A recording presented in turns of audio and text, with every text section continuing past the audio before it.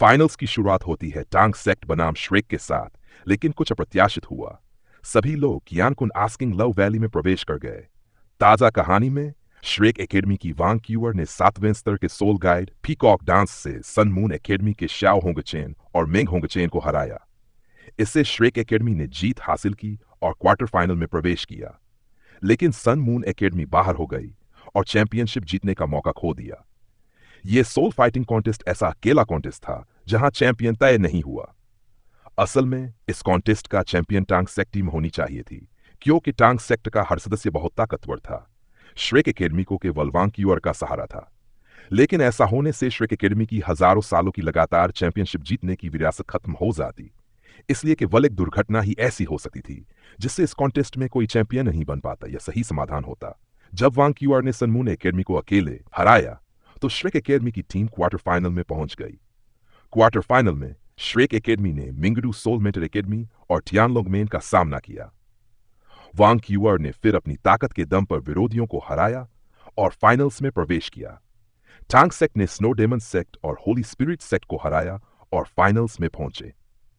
Finals में मुकाबला टांग सेक्ट और श्रेक एकेडमी के बीच होना था।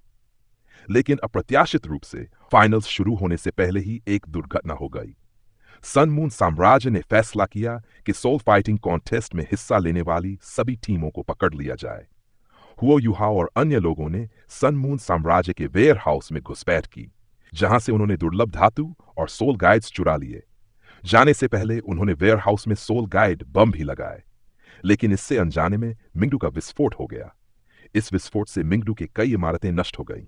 मिंगट हॉल और sun moon royal soul instructor academy तबाह हो गई। यहां तक कि सन मून साम्राज्य का महल भी लगभग गिर गया। इसलिए सोल फाइटिंग कॉन्टेस्ट को रोकना पड़ा। यह आगे नहीं हो सका। इसी समय हुओ युहाओ सोल मास्टर कॉन्टेस्ट के फाइनल्स में हिस्सा ले रहे थे और उन्होंने कॉन्टेस्ट की चैंपियनशिप जीत ली।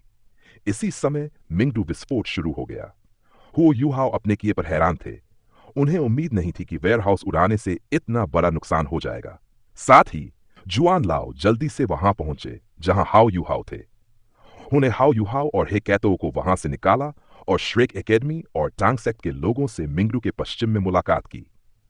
क्योंकि हाओ युहाओ और अन्य लोगों को पहले ही सूचना मिल चुकी थी कि सन मून साम्राज्य ने मिंगडू के अन्य 3 रास्तों को बंद कर दिया है। सिर्फ पश्चिम की दिशा ही खुली हुई थी। शुरुआत में सोचा गया कि पश्चिम का रास्ता सुरक्षित होगा। सभी ने इसकी जांच भी की और कुछ गलत नहीं पाया। लेकिन वास्तव में यह एक्सु तियानरन और होली स्पिरिट चर्च का एक जानबूझकर लगाया गया जाल था, क्योंकि वे जानते थे कि पश्चिम में एक रहस्यमयी जगह है। एक बार यहां प्रवेश करने पर आप कम से कम 10 साल के लिए फंस सकते हैं या मर सकते हैं। यहां से % से भी कम लोग निकल पाए हैं। यहां तक कि टाइटल डॉलुओ भी यहां से नहीं निकल पाए। पहले झोंगली वू के दादा यहां 100 साल तक फंसे थे, तब जाकर बाहर निकल पाए। यह है कियानकुन क्वेश्चनिंग वैली, वो जो 3 महान खजानों में से एक है।